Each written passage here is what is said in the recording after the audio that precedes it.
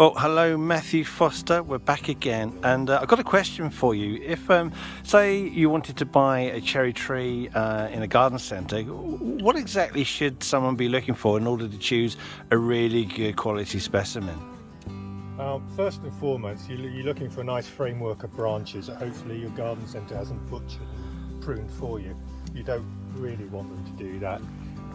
You can see on this, and you would see in a garden centre, a nice range of healthy buds all the way along, no dieback.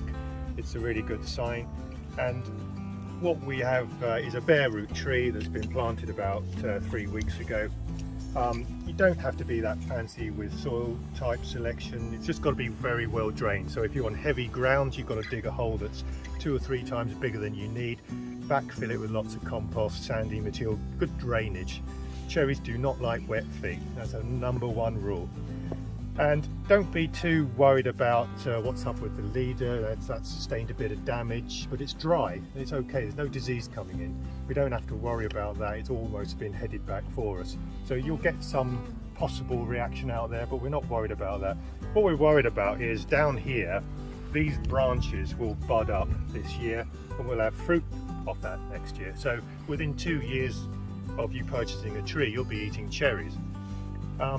What we've done here is removed what we call competitors. Now these are branches that are very thick, they're more than 50% width of the main stem, and we don't want them to take over the tree and start interfering with the rest of those branches. So 4 or 5 branches are more than enough, and we've removed here, studded back, and we've got buds here, so it will grow back from there. And we get some reactive growth, hopefully 1 or 2 branches that fill the space. But we really want that one layer, and we want the light to come in. We don't really need any more branches until the next year, and that will be at a rough high up here. So we end up building layers of fruiting potential within the tree. Okay. That's really important. And is there anything we should try and avoid when choosing a cherry tree?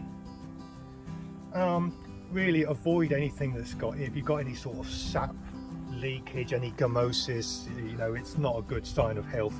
You really want to buy a healthy specimen, something where you can see, okay, if I remove those branches, I've still got a nice shape, it'll look attractive. We want that. Well, that's a great answer there, Matthew. So what sort of things should you avoid when buying a cherry tree?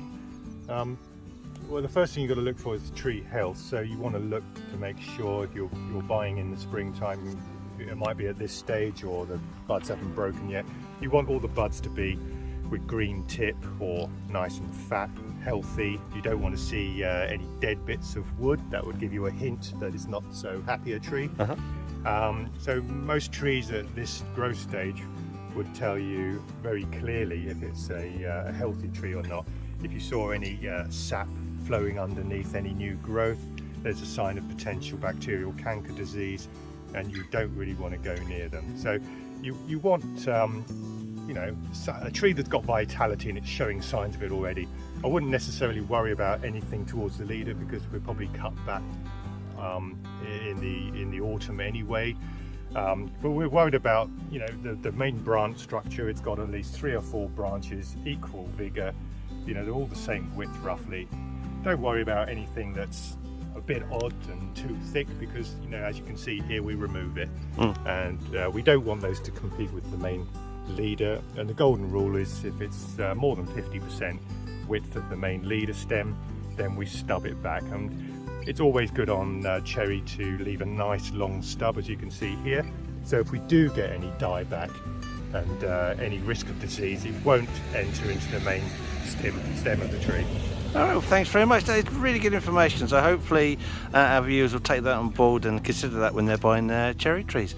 Anyway, that's great. Thank you very much. No problem. And we'll catch you in the next video.